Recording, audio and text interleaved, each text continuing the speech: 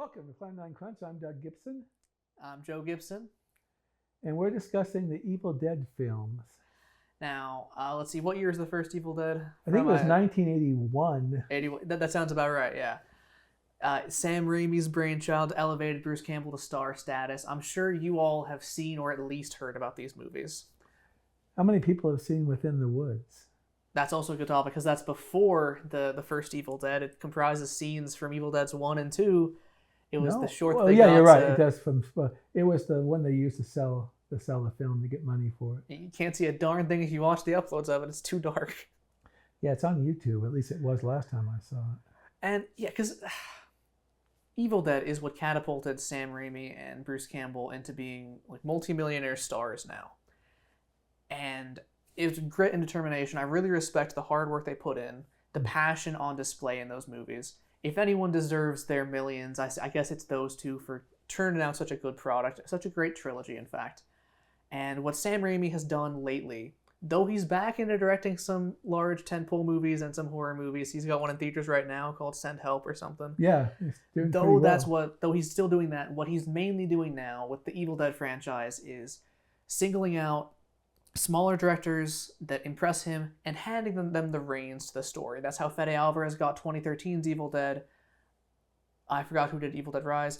And Sebastian Vanacek is doing Evil Dead Burn, which will be out this year, this summer. That's why we're talking about this now, so that we can get And to that Evil soon. Dead Rise was a big hit. It probably outgrossed any of the other movies. Oh yeah, Rise was such a big hit that they greenlit Burn, and then also they've greenlit another one after Burn. They've already got some people attached to that project as well. So Evil Dead, great time to be an Evil Dead fan, assuming you like the directions that Sam Raimi is giving it to these other people. Well, I like the first three films. You know, and we can talk about those, and we can talk about the other ones, which I have some issues with. I've watched all of them but Evil Dead Rise. There's a couple reasons for that. When it comes to comparing the problems in these movies to say, okay, which ones really are better, if we're ranking them, which ones really are better, they, in my opinion, up to 4, have all the same problems, really. You might disagree with this, but I don't think that any of these films, 1, 2, 3, or 4, have more than 2 good to great performances happening at the same time. I don't think anyone's doing that good of a job in the original Evil Dead, though that's my favorite one of this series. What are your thoughts on that? My favorite one, let me go back. I did not see Evil Dead, the first one, when it came out. Yeah. I was at BYU. It was Friday or Saturday. My friend Jim Eckhart and I were looking for a movie. And so we went to a video store, and I saw Evil Dead 2, Dead by Dawn. No idea what it was. We brought it home. The movie blew my mind. Okay, it completely. I had never seen a horror film like that. So what I'm trying to tell you is Raimi created something original. Oh, yes. All right. And I mean, I couldn't believe it. Dancing around without heads, the Henrietta and the what is it, a horse or something laughing, with a deer, I think, laughing. The severed deer head laughing at all him, this stuff blew my mind away. And I really wasn't a huge Three Stooges fan. I now see a lot of the Three Stooges in that movie, but it just, to quote Hanif Kureishi, blew the windows of my brain wide open, that movie. I guess I should clarify. Dead-Eyed Cheryl, great performance in the original movie, but Dead-Eyed Henrietta in Evil Dead 2 from Ted Raimi, much better. Evil Dead 2 is when Bruce Campbell steps into himself as the physical comedy guy that he's so great at. Yeah. And then in Evil Dead 3, Army of Darkness. Yeah, sorry. it's like, what's that movie? He loses his hand. A Farewell to Arms book shows up. That stuff is hilarious. Yeah, we'll wrap back around to that, Okay. I guess. And then, so Army of Darkness, again, I only think that there's really one good performance in that film, and it's Bruce Campbell. When we get to the time of 2013, it's sort of a remake of the first one, though I guess it's supposed to be in canon. And there's really not that many good performances. There's really just Mia and the replacement Scotty. I think he's called Eric. I don't know how the acting is in Army of Darkness. I don't even know how the acting is in any of the films other than Bruce Campbell, but I love the movie. I love Army of Darkness. Army of Darkness is great because, yeah, like you say, there's the Three Stooges in there, but there's also still Evil Dead energy in terms of The Lilliputians in Army of Darkness are incredibly funny. All right, this is getting all over the place. Let's try and be a bit more structured for you in a second. So what are I guess our rough thoughts on The Evil Dead in 1981? it's a more somber movie. More somber.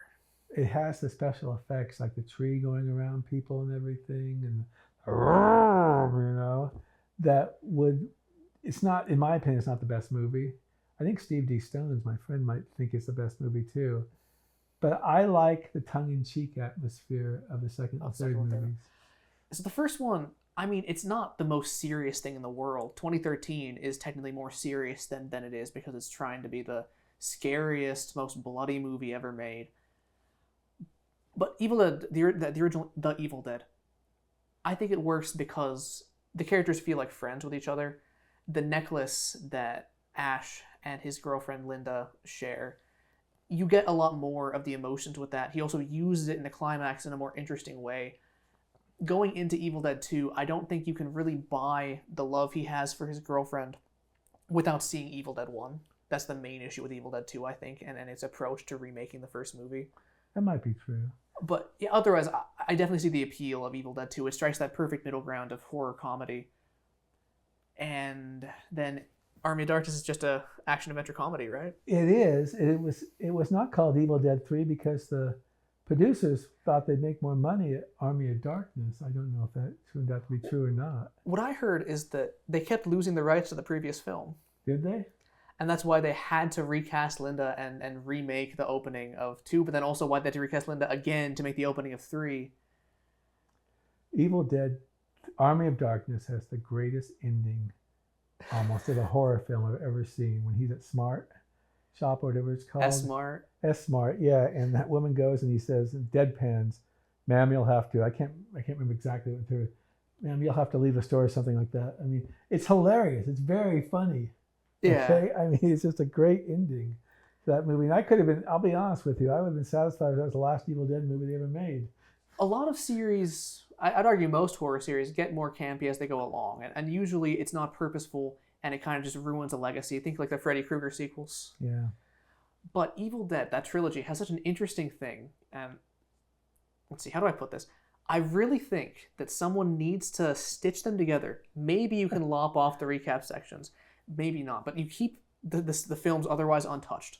You stitch it together into one really long movie, and I think it genuinely becomes that much more interesting. And people would probably have a really fun time discussing it.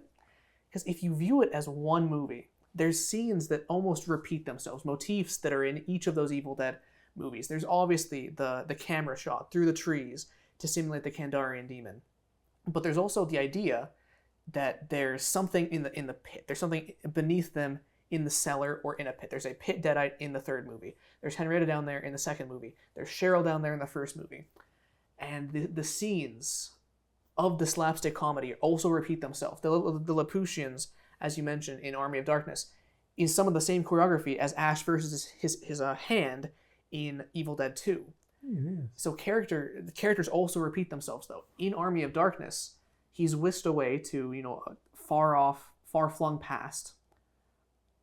But he has a love interest there. So that could be repeating the Linda thing. But also, she gets turned into a deadite through an act that is coded as like a sexual assault, the same way as Cheryl in the first movie, but she gets to be healed. The Arthur character, who commands all the knights in Army of Darkness, is a Scotty type character by the look of him. He looks like Scotty, but also, like Scotty, he incurs a lot of damage toward the end of the movie, getting stuck with a ton of, not twigs this time, but arrows. But he gets to survive. If you view it, Ash as one movie, this is how people would discuss it. People would analyze this.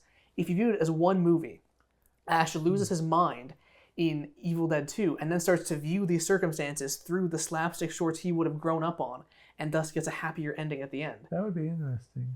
Psychologically, it's very interesting if it's one movie. It feels more purposeful because if you just watch one movie, then the next, and the next, it seems like Ash is a different character. But if you keep it in continuity with each other, then he's going crazy and he's coping with the same threats by making them more goofy in his mind. It's so interesting. Sorry, that was a big rant from me. No, what are your thoughts on that? That's interesting. They've done, well, it wouldn't go in chronological order then, would it? You might have to lop off the recap segments, but if you just go from the end of Evil Dead 1 into when when it picks up in Evil Dead 2 with the spirit going into his body. Okay. That'd be interesting. One thing I want to say is I'm the only person who's ever going to say this, but there's this low budget Burt I. Gordon film called The Magic Sword, which is not the same, but reminds me a little bit of Army of Darkness in the sense that there's something they have to have, and everything. It's a whole different movie, though. I don't think you've ever seen it yet. I've seen, you showed me The Magic Sword a lot. Did when I? was younger. Okay. Yeah. And when I was watching Army of Darkness to prepare for this, it reminded me of movies like that, but also there's a clear influence from Jason the Argonauts that you also had me watch when I grew up with the Harryhausen skeletons. Yeah. But one thing I want to mention is this is where I think the first 3 Evil Dead films, even 1, 2, and 3, because they have different type of genres in them, are original, all right? They're original films. Even though the same things happen, there's an original take on them. They're not derivative. And we're not talking about the later films yet, so I'll just be quiet. But that's what I love about those first 3 films, that he created something out of thin air that you really... Well, you might have seen Evil Dead at the time, but not in the same way, not in the same kind of special effects. Well, and everything. he's taking possession stories, but he's using zombie imagery in terms of the decaying skin of the Deadites and the way that their bite transmits the infection a lot of the time. He's taking the Three Stooges and he's taking Jason the Argonauts, but he's putting that in a horror comedy. Mm-hmm. And Sam Raimi is using everything he's watched to make something incredible that inspired a whole new generation. And yeah, when viewed that way, 2013 is not doing as much to do it, but I still don't feel as negatively on 2013 as you do, because the character writing also is a little bit thin in the original Evil Dead, outside of just the dynamic that they have, and that also translates onto 2013. One of the problems I may have had with 2013 is I loved the prologue. I thought it was so cool. And then for me, the film went downhill. Oh, 2013. I forgot about the prologue. Yeah, I don't like that prologue at all. See, I loved it. I don't like it in the larger context of the story it's telling, because the Deadite rules change in 2013 a little bit. How much are we spoiled by 2013? Don't spoil it. You can just tell them. Well, that you the liked way the that they prologue. deal... You didn't like it, I did. The way that they deal with the Deadite in the beginning of the movie contradicts the way that the text is advocating to deal with Deadites at the end of the movie, and that's all I'll say about that. The Deadites also just are more plasticky, more CGI looking in 2013. That's what I really don't like about them. I like the stained blue-green flower on the face. These people really worked hard to make these special effects, and now you do it on a computer. It's not the same. It doesn't always look good. In fact, I've tried showing Evil Dead and Evil Dead 2 to some people, and they don't like the effects. But it just feels more real. It is real. It is real. That's why it feels more real. Yeah. It's also... You're playing along to a certain degree with any movie, and it's just easier if it looks like you could touch the decaying flower on their face. Do you ever want to talk about? I only got through 4 or 5 episodes of Ash versus Evil Dead. Did you ever watch that? I watched like 4 or 5 episodes too. I thought it was. I like Bruce Campbell. I don't care. He was great, but it seemed derivative to me too. Well, I think it's doing a similar thing to Army of Darkness, but without the period piece. Not period piece. Without the adventure aesthetic of it, without the medieval things, and with a lot more CGI, even though there's still some practical. One thing I will say is that it kind of course corrects for 2013 in that it gives the Deadites a personality that's playful again. You get some banter from the possessed Mia in 2013, and Mia's the standout character in 2013. She's the Cheryl, but the story does a lot more with her. Aside from that, they don't really have the same kind of playful personality in 2013, and I miss that about the Deadites. And you haven't seen Rise yet. I've not seen Rise, but that's simply because I want to make the point that there's not that great of acting across the series, and based on the trailer, everyone's giving a good performance in that movie. Well, I almost thought of doing Rise as a film that could use some pacing, to be honest. It gives us prologues and epilogues that have nothing to do with the plot. Well, it might be, we don't know if that's going to set up Burn or not. I think they're all anthologies to each other at this point, but it's entirely possible they planned ahead. At least, well, not the director, obviously, but some of the creative team, like Raimi, that, okay, the story you, Sebastian, are going to tell is following up on Rise. It's possible that that's what that's there for, so I can't judge that yet. One thing that annoyed me was that the imagery in the trailer seemed so derivative for Evil Dead Rise from other movies. They have the shining blood elevator in that trailer, for instance. I think it's probably a good movie. Okay, I managed to get through it. Took a while, to be honest. Mainly because it's not that I didn't like the movie. It's just I'm so nostalgic for the first three. Okay, it involves people in a I guess it's a condominium, not a hotel, a It's a motel. high rise. High Why it's rise. called Evil Dead Rise. Okay, well, see, I just learned something. I thought it was Evil Dead Rising, not the high rise. But anyways, so they have an earthquake. They can't get out of their place. Just like in Evil Dead, the earlier Evil Dead, someone mistakenly was playing around with this old ritual, they find and everything, and then they find themselves in there. I like the idea that they don't take the character you think would be the hero and trying to save them, and they take somebody else who's more messed up. That's actually a good thing to describe the entire series, actually, because Ash, though you know Bruce Campbell from later things, when you watch the first movie, you don't think he's going to be the hero, right? No, but he is the only one that can do it in the other two. Well, yeah, because it's the sequel, and Yeah. heck, wasn't the original title to Army of Darkness going to be Bruce Campbell versus the Army of Darkness? Isn't that what Sam Raimi wanted to call it? I've heard that. But like in the first movie, Scotty is the mover and shaker until he gets assaulted by the tree too, the same way that Cheryl. No, it's not the same. I don't know. And then in 2013, you have an Ash character. Whether or not he's the one that steps up in the end, I'll not say. But It's funny. You said you didn't like the acting much in the early films. I agree, but I thought the woman who played the academic was pretty good in two. Not her boyfriend. oh, I thought the hillbilly couple came straight out of a what do you call it, Friday the 13th movie. Right. Annie in Evil Dead 2. Okay, you're right. Better actor. However, the writing really let her down. She doesn't have that much of a personality. Mhm. She moves on from her boyfriend immediately into Ash's arms. Yeah. Probably the weakest How love can you interest for resist Ash. Bruce Campbell, right?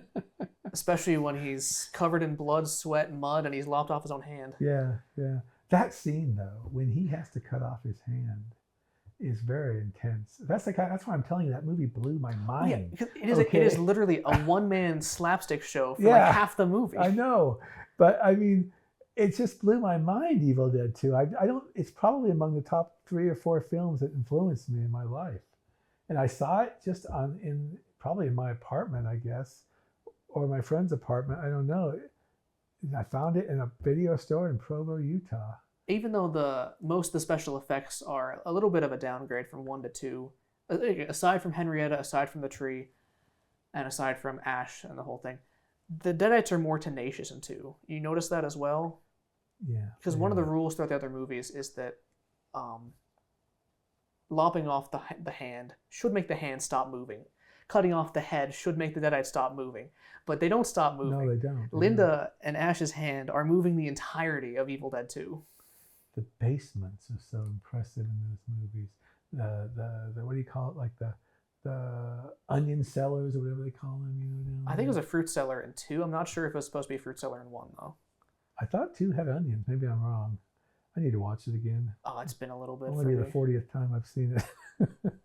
Maybe it's a fruit cellar in 1 and an onion cellar in 2. You know what really cracked me up is in Ogden, Utah, we got to see Evil Dead at the library. They showed it.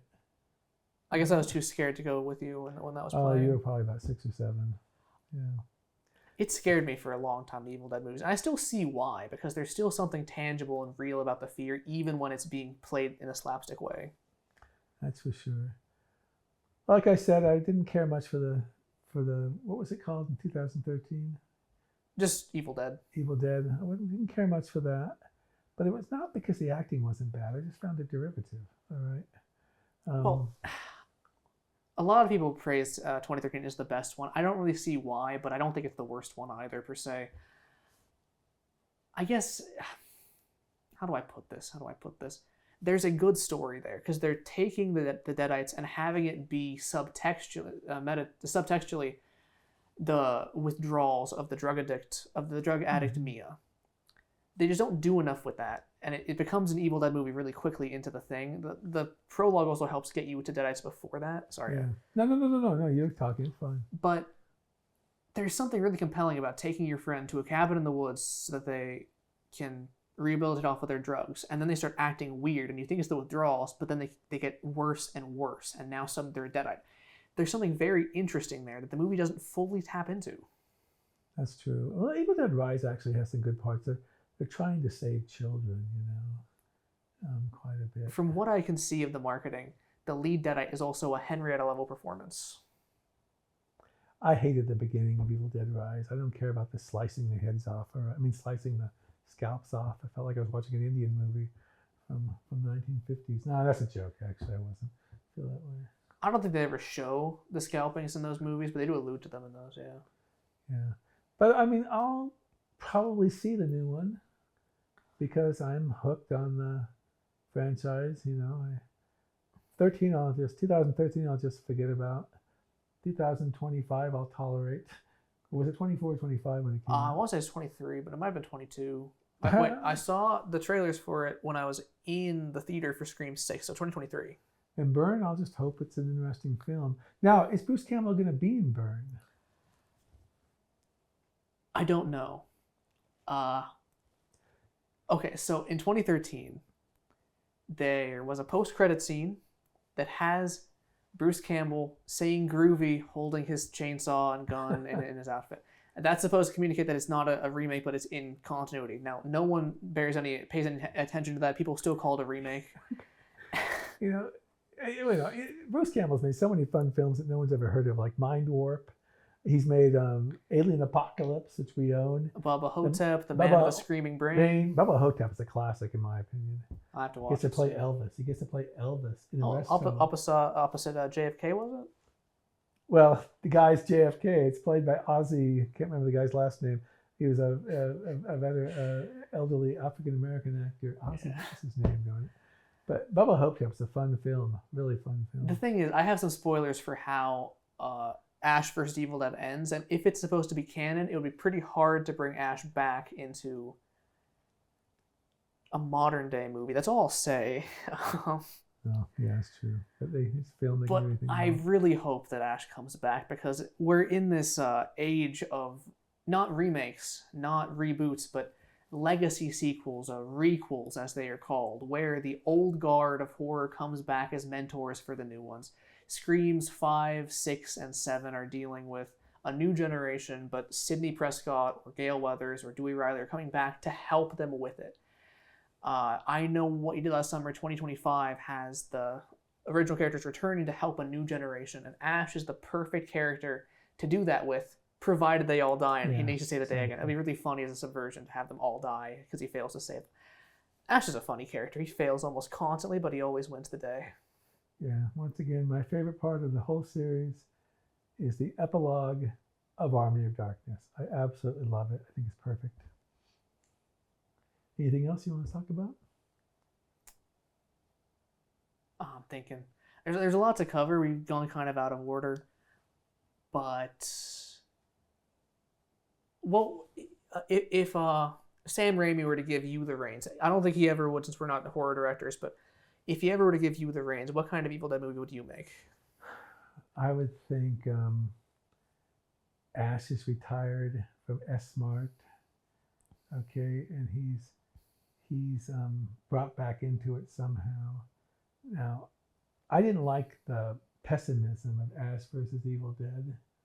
That's why I stopped watching after a while. Everything just seemed so downer in that movie. Okay, I mean, it's kind of a power fantasy, but yet Ash is not where you'd want him to be in his life. No, he's a miserable failure. I would like Ash to be a regular guy like he is in the films, and I'm not some great mind. I would just have him as an older man having to deal with it again, right? Yeah, that's fair. Yeah. I've had a lot of fun with Evil Dead, though. It's been 4 decades now. Almost. Yeah. And these things last so long. I was talking to a cult genre author, Martin Powell. We were discussing how in literature, if you liked Pride and Prejudice, you got 150 fan fiction novels you can read, all right? Yeah. Okay, it used to be you had 10 or 11. And so you have them in all of those. And you don't really have fan fiction films, but you have the films go on and on and on and on and on. Yeah. So I expect to see, like you said, 3 or 4 more of these movies. And I guess if they just keep going as little anthologies, there will come a point where it feels like it's spinning its wheels. Because the trilogy isn't just the Deadites. The trilogy is also Ash. The trilogy is also this experimental tone, this experimental camera angles, experimental technology, experimental storytelling. Yeah, exactly. And they've done it for, Stephen King made Salem's Lot. And they made a movie called Return to Salem's Lot. Return to Salem's Which Lot. had nothing to do with the book. Okay. Okay, and everything. And that was kind of an anomaly because when Stephen King made these, I can't remember, it's about a bunch of kids who worship Children of the Corn? Corn, yeah. It's not even a very good short story. Apologies, Stephen King, but it isn't. And they made like 7, 8, or 9 movies out of it. I forget. Did Stephen King retcon that they're worshiping Randall Flagg in there? That he's the guy in the cornfield? That I don't know. Because he likes to have all of them connected, and Randall Flagg is associated with cornfields and other works. The problem with Steve, I haven't read the Dark Tower books, which really bring these things. I've heard that characters from novels, including the father in Salem's Lot, who's disgraced, is a major character in the Dark. I need to read the Dark Tower. I've heard that Stephen King's a major character in the Dark Tower. What? I've heard that Stephen King's a major character in the Dark Tower. He probably is.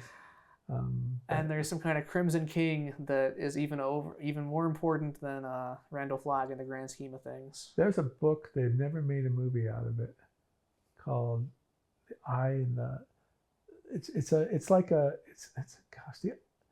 The something about the tower. The Eye in the Tower is something, and Randall Flagg is an evil character. This is not a Dark Tower novel, though. Randall Flagg pops up so much. But I once went to the Stephen King website and said, is Flagg in that novel the flag of the stand? And I got an answer saying yes. Okay. The Eye of the Dragon is called. The Eye of the Dragon. I've read Eye of the Dragon. That's the medieval fantasy. He just goes by Flagg, not Randall. Yeah. And he feels a little bit less playful than the Flagg of the stand. So my own personal headcanon, and maybe I'm wrong, Stephen King should tell us, I think that's after the stand, if that makes sense. Well, I don't know about that, but I do know it's the same character because I actually asked the website and they said yes. But do you remember how the stand ends? Or should we not spoil that for people here? We shouldn't. I know how it ends, yes. Okay. I guess we can say it's Faraday. I'd like to see Eye of the Dragon made into a film or a cartoon or something, but it hasn't happened. Oh, yeah. Well, I think we're not talking about Evil Dead anymore. Evil Dead. What do you see Evil Dead as a cartoon? That'd be pretty gory cartoon, wouldn't it? Probably, yeah. I think it'd be funny to have like cartoon segments similar to how there were the slapstick segments in the previous movies. That might be interesting. I don't know. We'll see whatever Sebastian Vanacek and whoever else to come cooks up. Yeah. I'll let you wrap up, all right? Well, let me just say, because you don't want to say it, do you? We're Plan9Crunch. You can subscribe to us at YouTube. You can like us at TikTok, Plan9Crunch podcast and blog. Give us a like. And we have a blog, conventional blog, plan9crunch.com. Thank you all for watching. That's a wrap.